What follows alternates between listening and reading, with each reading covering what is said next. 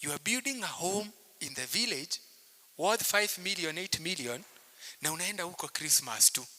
Is that a good investment decision? But you did it for who? For someone else who don't care. Yes, so you build, so what? You suffer the consequence.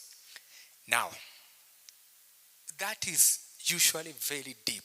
Because we say financial success is 80% behavior and only 20% head knowledge. We can have a seminar for 1 year about investment, what you need to do. But if you don't, attend to your behaviors, hakuna kitu, So you'll get your money, misuse it, then you are back to the same drawing board. So Luke 14:28. Jesus gave a parable of, suppose a man want to build a house.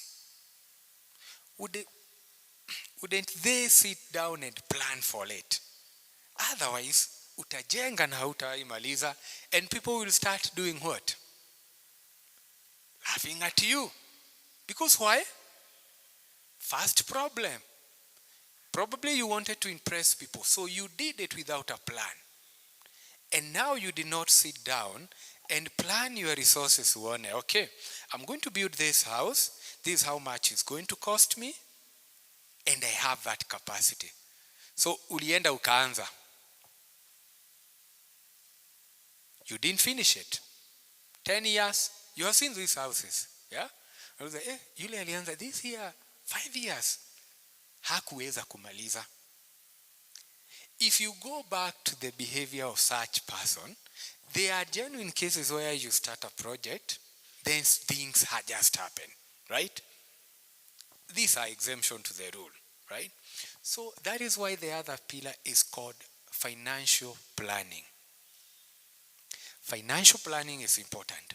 And that is why every year we have a budget for the country.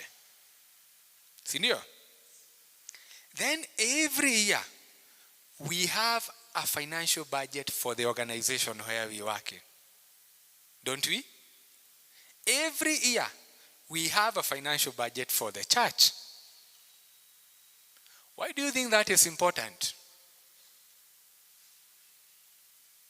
Ask yourself, do you have an annual or monthly financial plan for your money? So, you are seeing companies flourishing. You are seeing the church project going successfully.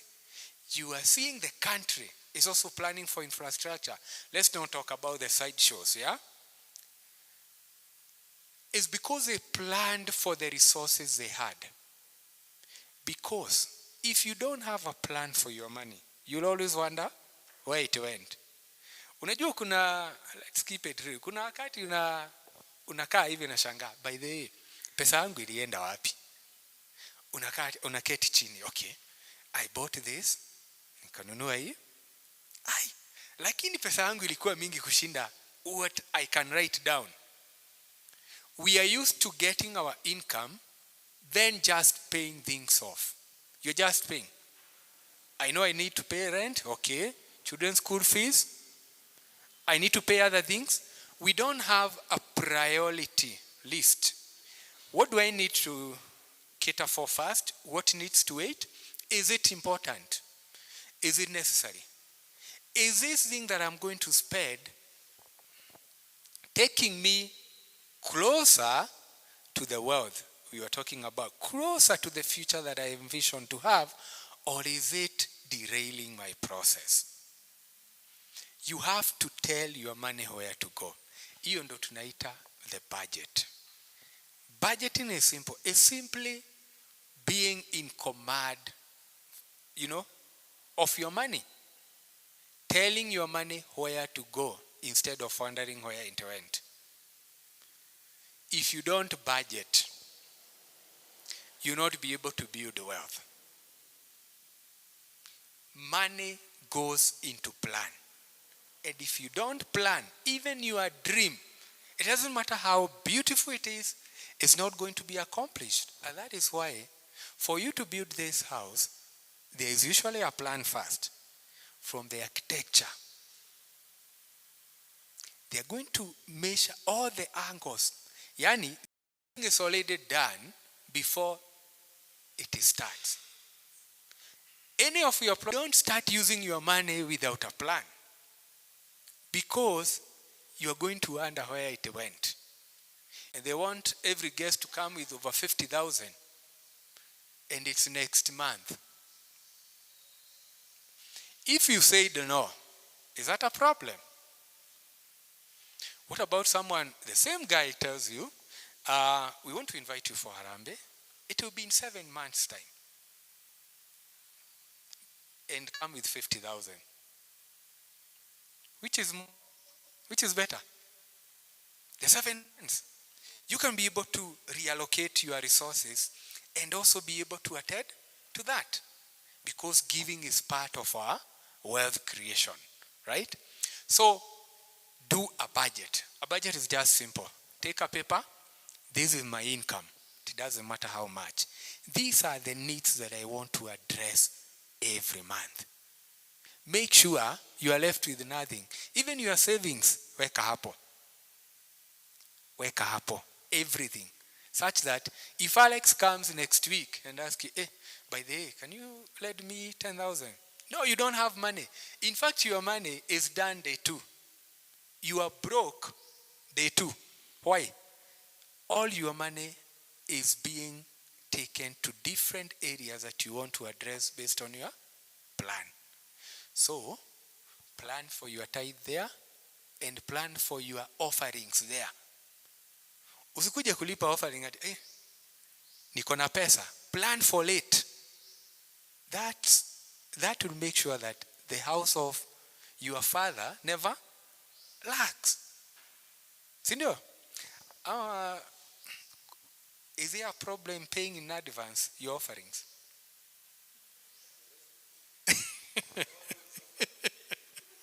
Yes, you can pay even in advance.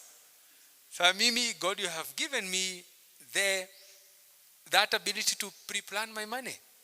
When you receive your income, don't wait, because week 3 hautakuwa na pesa, utakuwa umeitumia.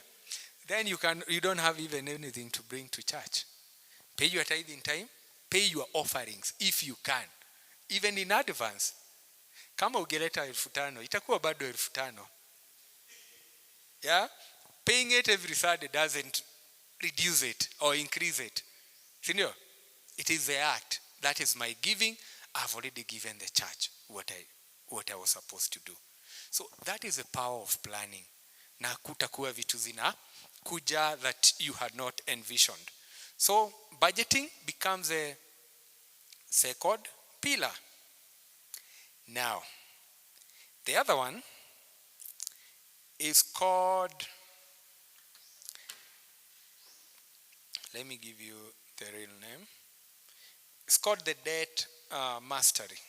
Debt. Debt is an elephant in the room. There are 2 types of debt. Good debt and bad debt. 98% of people know about bad debt. And that is what we usually most address. Because it is a thing that is limiting us from building our wealth. Debt was never meant to be used for consumption. We call it bad because you are not getting any value from it. Yeah? Ukichukua debt uende ukajibambe. Have you gained any value? It's moment, you have, what can we call it? There's no real value that money is giving you. You have paid for that satisfaction, but it's gone. You can never feel that whole. But debt, you are supposed to use it for something we call leverage. Leverage ni kama ukitaka kuinua kitu kubwa, you can try pulling it using or lifting it using your hand. Or you can just use another stick and a stone and lift it. That is a brick and mortar way. That is a lever. You are able to lift a huge weight than you can using your bare hands. So that is what we call leverage, and that should be used only for leverage. What is leverage? If you want to create more value, use debt to address things that are building more value to you. Probably most people take debt to, further their education. Why are you furthering your education? Because you become more skilled and you are able to generate more money from that act. So, you see, there is value that is coming to you. You want to buy land. That is value. You can sell that land and pay off that debt. It's only that land is not liquid, right? But that is value. You can see, this is what I did with my debt. That land is increasing in value, and probably you are leasing it out. It is generating passive income for you. 2, you can use debt for business leverage. You want to expand your business. You can use debt to do that.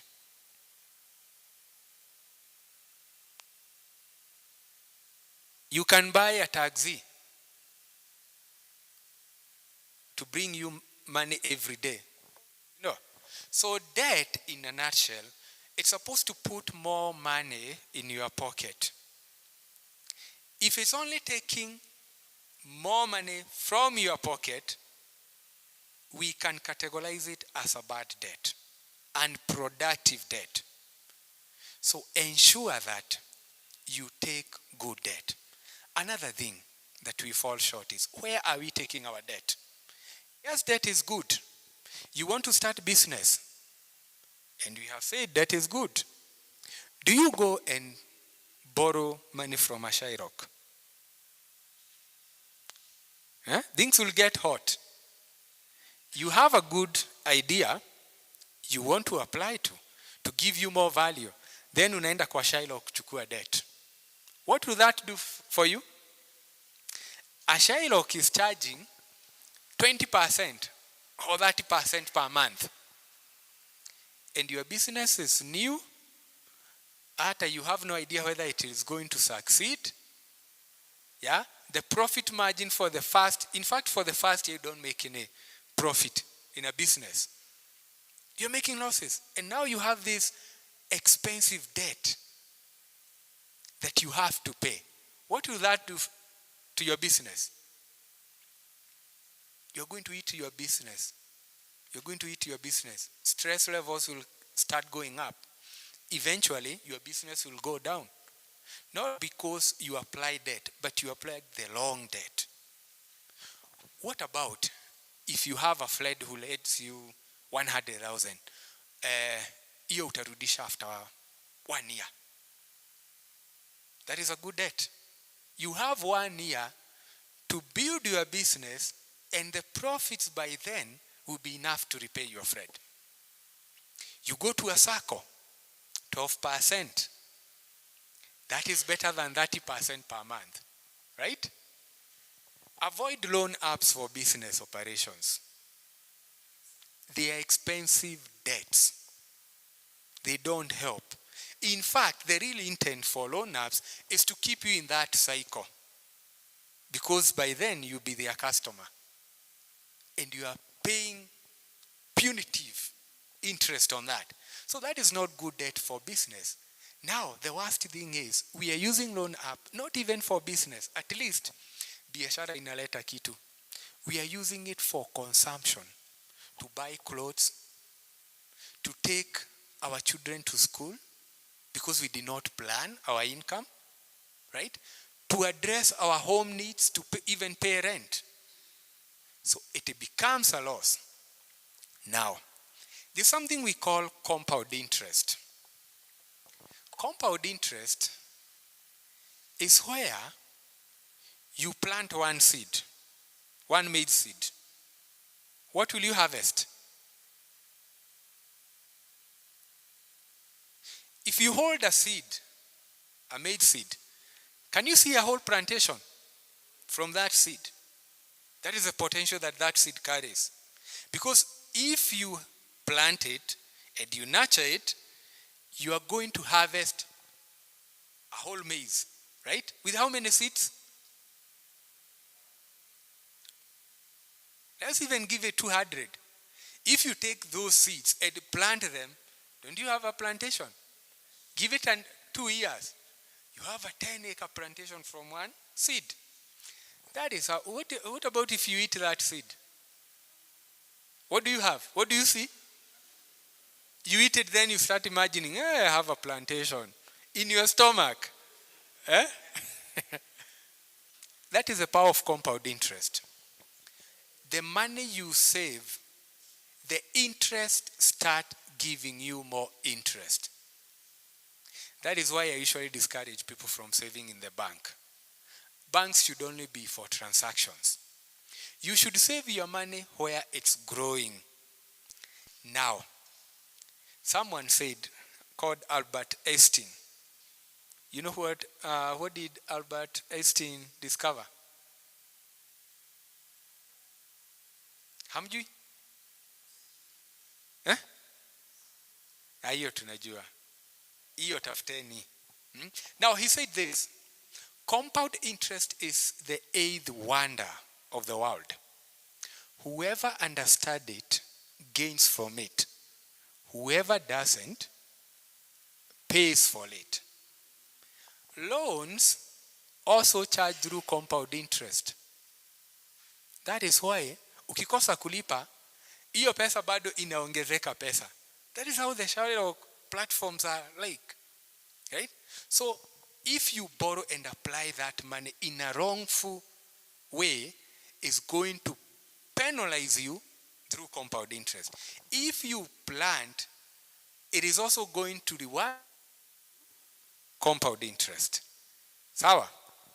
So debt has to be taken care of because this is becoming a tragedy. Something else that debt does to you is it limits your creativity.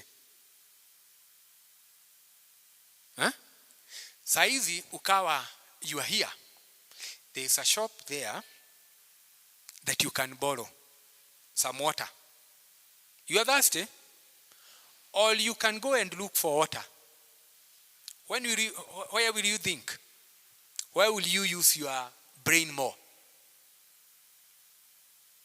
Where you have a kiosk and you can borrow some water and pay after 1 week? Or where there is no kiosk but water is out there, you have to get it. Siku hizi, someone said that thinking is the most difficult thing there is. Not doing. That is why the higher level management, your boss and people who are top there, they get paid big salaries. Kuna watu nilisikia anakaa, huyu anakujanga tu anakaa anasoma gazeti. They are paying them all this money. Sisi, we are coming 8, we are working by 5, then they are paying us, peanuts. Why is that so? It's because thinking is the most difficult thing there is, not execution. Now, you having that water you can borrow, it's like having loan up. When you have a problem, instead of thinking, how can I address this problem? What do I need to do that I'll never get this problem again? You have a shortcut. I don't have to think. Loan up. Your brain is only being engaged to think about what other loan up is available. Not what problem can I be able to solve. Where did I go wrong? Yeah? Did I use my money well? What am I supposed to do next month when I receive my money? But now you just, loan up. Unakopa. I'll return it next month. Your brain is disengaged. And where the brain is not working, you stop thinking. If you go to the mind of a person who has debts and productive debts, and a person who just keeps within his income. The thinking level is different. Even problem solving skills, they are way different.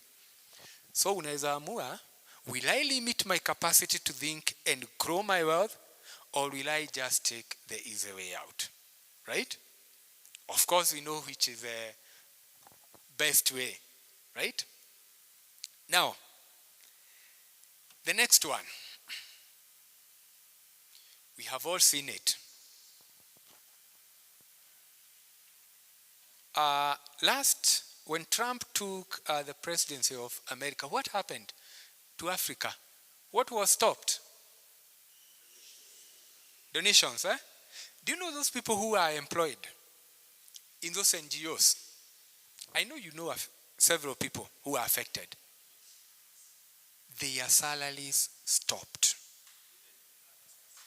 Even others were sacked. So you don't have a job, so no salary, right?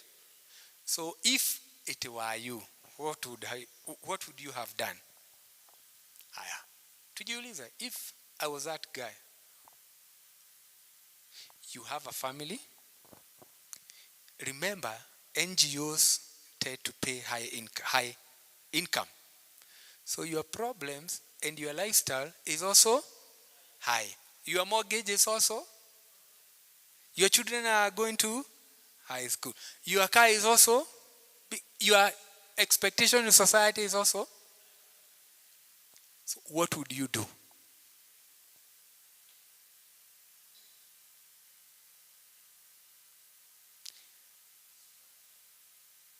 You can restructure, but what are you restructuring? Your lifestyle, eh? That is the most common. When you hujajipanga, I have to restructure. But most people live in denial.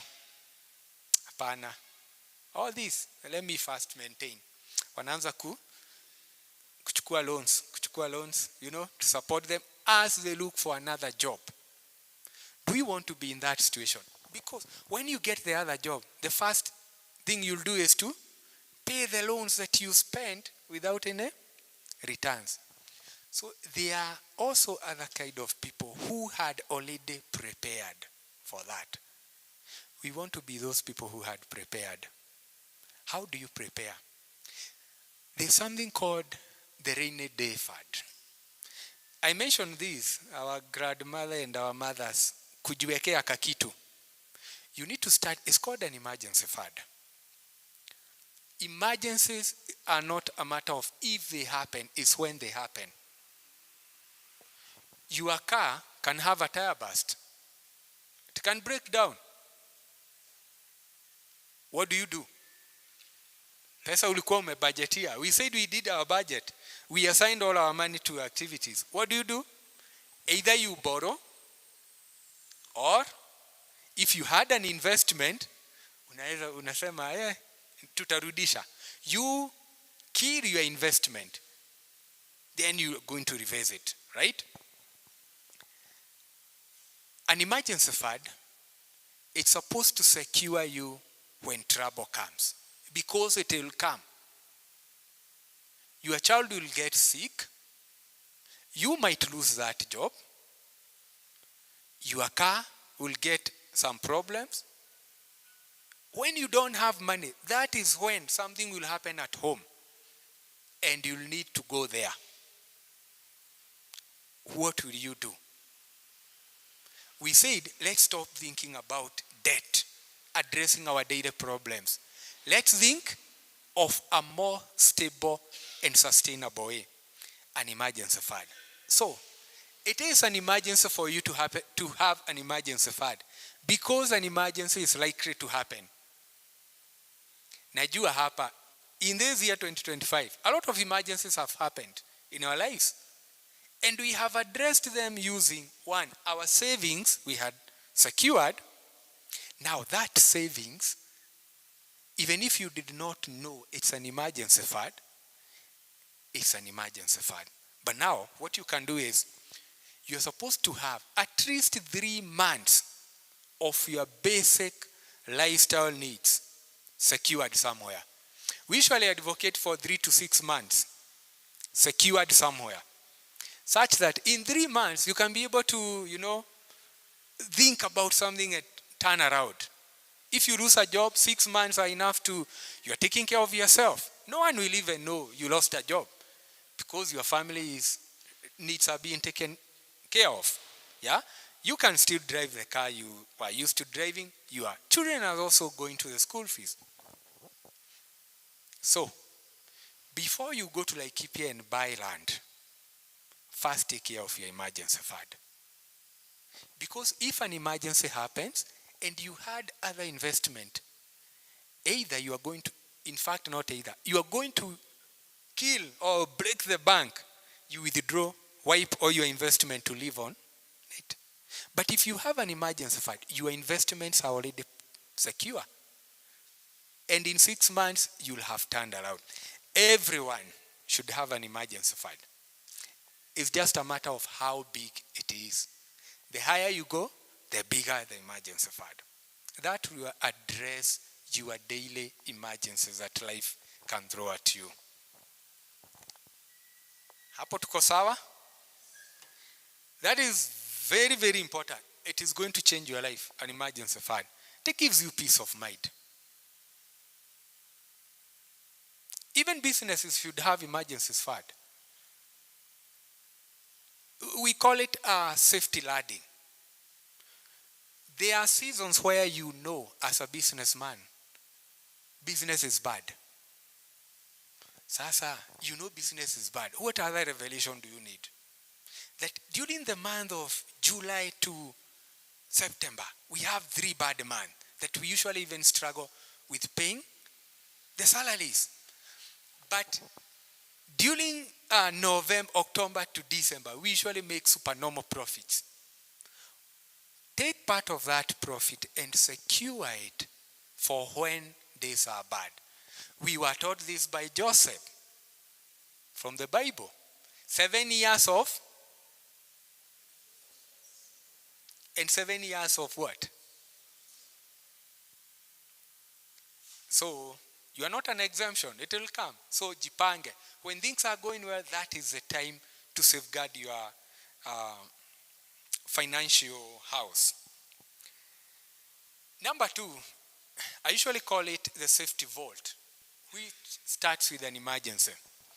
Another example, I know you have seen it. You're making good income. Your business is flourishing. Then, a disease comes in your family. And it steals from you almost 2 months. You need medical attention. Let's say you had an emergency fund. At least that's a good start. But it's not enough. It's wiped out. What else? You think about what else will I sell? All my liquid investment. Let me withdraw it to address to this need. It's a pressing need. That is not enough. Land, sell it at half price. It's not even enough. Eventually, sisi wote tuko WhatsApp group. Right? To address a medical emergency. Wangapi wamesikia something called a medical insurance? That simple thing is a game changer when it comes to your wealth. Umeona venye tumesema?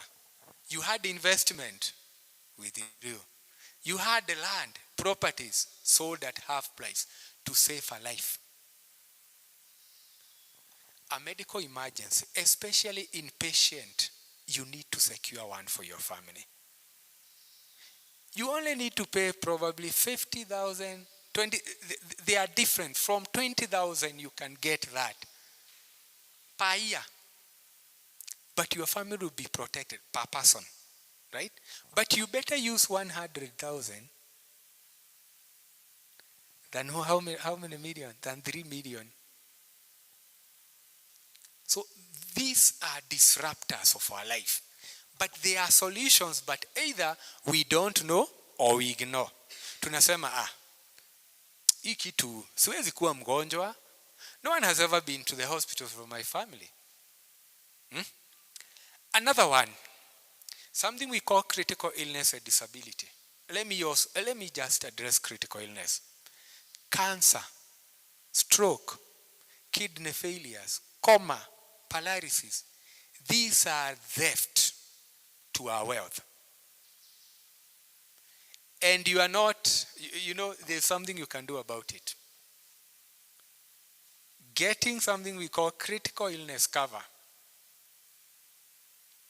First, medical insurance will pay part of that to the bill. Remember, these are things that are disrupting the society. We are spending so much money on our lifestyle. See, tunaenda holiday, tunaenda kujibamba, but we don't even have a medical insurance. We don't have an emergency fund. We don't even have something like critical illness that we know, kwanza hiyo, it can wipe the family. We have seen it. A person get diagnosed with cancer, they sell everything they have. Because even when you go to your friends, it's not enough. But we want to turn to people who our friends can show up to console us and to give us faith. Than not wondering that, sasa nikienda kwake na sina kitu, how will I even help? There are people who can do a lot of things, but they feel shy that you have this money problem and now they are coming to your home and they cannot be able to help. So we want people to show up because we had already taken care of the must-haves. Critical illness is also another mandatory. Remember, nowadays, life is changing very fast. From the food we are eating, from the lifestyle we are living, you are seeing the cancer levels going up. So sometimes we think we are not these people. These are those people. It's not from our family. But if you have a relative or a person from our family get that, you'd never want to have that. See, no. Also going back to medical insurance. People who support their parents at home. I usually say this. Take care of their medical. If you are the one, you know that you are going to foot that bill. Men, we have a lot of responsibilities. If you know you are going to foot that bill for your parent, if they get sick, please take a medical insurance for them. Why? They are sick. Okay, what do? Your emergency fund, yote. It's not enough. Your investments, withdraw, take it to the hospital. Who is losing? You'll not be able to consistently sustain your building process. That is why these things are necessary. Even for emergency fund, extend something little for them. Because if they have an emergency fund, they usually call you. Save 10,000 or 20,000 on the side. Pre-plan. If you want to have an easier life, be less stress. Pre-plan. Anticipate issues that can come to your life. Tuko sawa? Those are very, very critical if you can start. Medical insurance, critical illness. These are things that we see and experience every time in our society. A good man leaves an inheritance to his children. That's what we are addressing. We want to ensure that this is going to our generation. Now, how many people have heard about whole life insurance? Whole life insurance or life insurance. Now, if you take a loan and you go to our maker, do you know the bank will still get paid? They usually have something called life insurance and usually pay it in the monthly payment. That for them, they know there is a risk that probably you are not going to live to see the end of 25 years mortgage, 20 years mortgage. We have to secure ourselves. That in case that happens, someone somewhere will pay us the obligation that was remaining. Now, I think yesterday there are so many stories that I witnessed. Someone tells us that one of their relatives, they had adopted a son, and the grandmother took care of that son, and they were wealthy. The grandfather had already left, so they were wealthy. But now, when the grandmother was going, they had a will, and now she also bequeathed this son or grandchild some wealth, because that was the mother by extension. But the family came to claim what is theirs. What I want to tell you is that as a Christians, we are supposed to have care, even to people from our extended family to the family that we have. But that is not the reality out here. There are people today, if you go to your maker, everything that you have in that house will be taken by your brothers and sisters. Haven't we seen it? These are realities that are happening. Now, if you as a man, you had not protected your people, would you have anything? You cannot come and deal with that case. You are gone. Everything will be wiped and will go to people who had not benefited from it. In fact, other people will use lawyers to defraud this wealth. Wanakuja wanaambiwa, this land was not your father's. These are the original titles. They don't even have information, money, or even words to go and fight these things. Life insurance is this. Whole life insurance takes care of your people when you are gone. Remember, when you are building wealth, this is usually a long-term vision. We want to build our wealth in 20 years because we said wealth takes time. What if you don't live to see that day? Especially people who we have young children. What if you don't live to see that 30 years to have amassed a lot of wealth? Who will take care of them when you are not there? Not your parents, because you are supporting your parents. Not your brothers. They also have their own children. Your savings in the bank will not cut it. It's not enough. Who else? Yes, God will take care of them. But also listen to me today. This is a tool that God has also facilitated. Life insurance, when you pass, it will take care of your family. And it cannot be contested in the court of law. If you say, it's my first daughter will take 10%, the other daughter 20%, my good neighbor will be given 5%, no one can change that. They cannot go to court to fight that. Another beauty of it is you pay just something that is affordable every month. You can pay 10,000 every month. And your people, if you pass on, they'll have over 15 million plus. So this is a safeguard to your wealth, such that you have protected and preserved your wealth even when you are not there.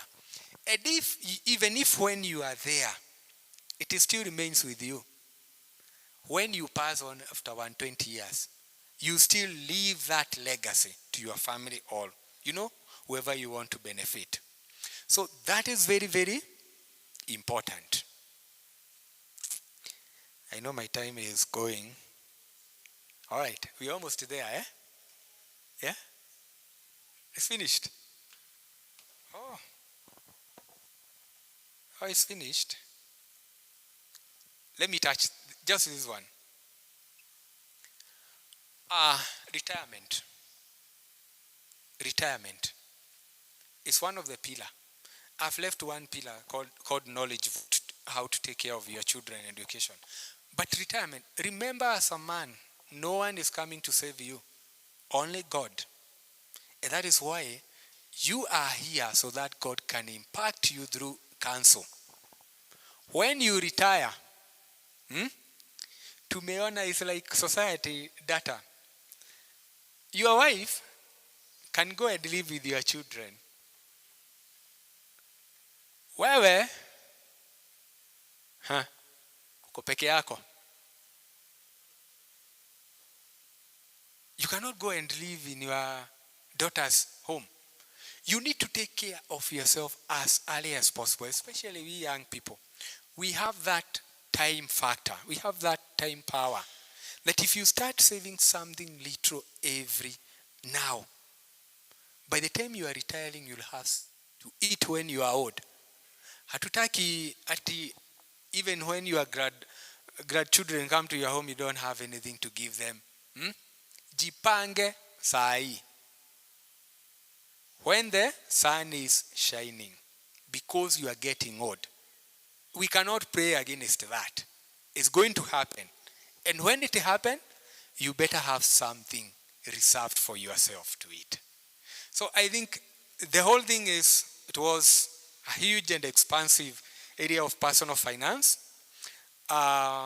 Probably we are going to get some questions in the afternoon after this. Thank you for now.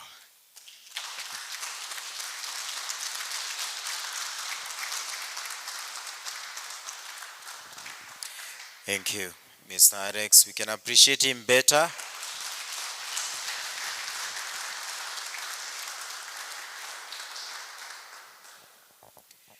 Mwenye sikio na sindio, kwa sababu tuko hapa kusemezana, na ombi la moyo wangu ni ya kuwa tutaweza kuwa watu wenye kuchukua hatua. Let's not just be hearers who will go out and be passive, but people who are going to take an action that is going to propel us to become better people in all these areas that we are being addressed on, that our lives may become better for the glory of God. It is the desire of God that we may prosper. It is the desire of God that we may prosper. If you look in many of those particular parables that he's been quoting, especially from the book of Luke and Matthew, you can tell that there is a big desire for God that his people may prosper. Most of the most wealthiest people that you can ever think of in history ni watu ambao walikuwa wanamfahamu Mungu. Kina Abrahamu walikuwa watu wenye mali. Nilikuwa najiuliza leo asubuhi hata nikikuja, hata mtu kama Nuhu ndio Mungu amwambie tengeneza safina hii. Mungu hakumwambia kwamba nitatuma watu walete mbao, wataleta nini. God knew that this guy was wealthy enough. So all he had to tell him, because he had the access to the chukua mbao ya aina hii, size hii, ufito utakuwa size hii, na ni kwa sababu anajua alikuwa nayo. Isaac was very prosperous, Abraham very prosperous, Jacob was very prosperous, mpaka Laban akaanza kusema hapana, itabidi uondoke. So it is the desire of God that we may be prosperous. Na Mungu hana shida na tunaponawiri. Sawa sawa. So tuko na jukumu la kupanga kusudi Mungu atupeleke mahali ambapo anataka tuweze kufika. Tusimame. Tunakushukuru Mungu, Baba wetu na Mungu wetu, kwa fadhili zako, kwa uaminifu wako. Baba, neno lako ni hai, na neno ambalo linatamkwa kwetu Jehova Mungu pia linafanyika hai katika maisha yetu. Tusaidie kuchukua kila jambo ambalo Bwana linanenwa katika maisha yetu, kusudi tukaweze kulifasiri kwa jina lako, kwa ajili ya uendelezi wa maisha jamii zetu, kazi ya huduma, biashara zetu, karia zetu. Jehova Mungu, tuweze kuona tukipiga hatua ambazo zinakunufaisha maisha yetu sasa na katika siku ambazo pia zinakuja. Tunakuomba uzidi kuwa pamoja nasi, utuongoze Baba. Tukiwa na wewe hatuwezi potea njia, tutaweza kuwa na hatima ambao ni hakika. Haya yote kwa utukufu wa jina lako. Tunakushukuru Bwana kwa wema wako. Asante kwa wanenaji ambao wanazidi kunena katika maisha yetu Bwana, kwa kila mwanaume Bwana ambaye amekaa chini ya uelekezi ambao Bwana tumepatiwa na viongozi wetu, kwa sababu tunajua Bwana tutakuja kutoka hapa tukiwa tumenolewa, tumekuwa wema na bora zaidi kuliko vile tulivyoingia. Utukufu na sifa ni kwa jina lako. Tuomba haya tukishukuru kwa njia ya Yesu Kristo Bwana wetu. Amen. Tukiwa tumesimama hivyo, muulize chairman akuje tupatie mwelekeo wa lunch, na ninaomba tusichukue zaidi ya dakika 40. It's doable at maximum 40 minutes tukue tumekula. So tukitoka hapa, wakati tutamaliza on good time, tutakuwa na wakati wa kujuana, kusemezana kidogo kidogo. Naomba tukitoka hapa tuende moja kwa moja mahali penye tunapata maankuli ili tuweze kuokoa wakati. Asante. Karibu Deacon Telo.